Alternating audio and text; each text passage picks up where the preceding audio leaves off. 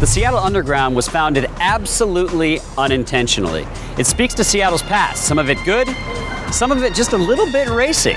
I'm intrigued, aren't you? Welcome to Seattle's Underground Tour.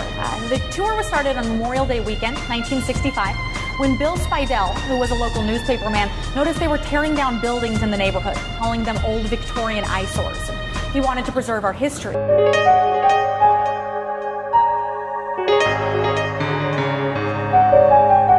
When they put the sidewalks in, they installed skylights so that people could continue to do business down here during the day. We were unsure for a while if this was the original glass.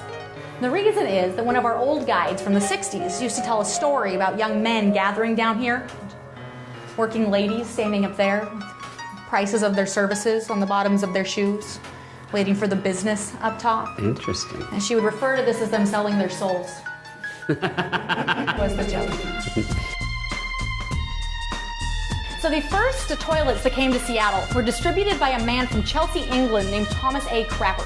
Invented what he called Thomas A. Crapper's wonderful valveless waterways preventive device. Which is a lot to say when you gotta go. That is a lot. You can have an accident. So we shortened it to the Crapper, but there was a strange pipe coming out the back.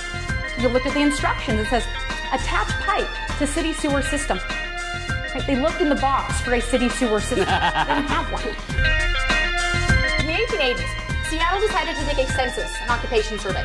They wanted to find out how many people were living here and what they were doing. They got back 25,000 census forms. 2,400, about 10%, listed themselves as being young, single women. All of them listed their occupation as being either seamstress or garment worker. So we thought this was a bit fishy. I decided to have an investigation into it.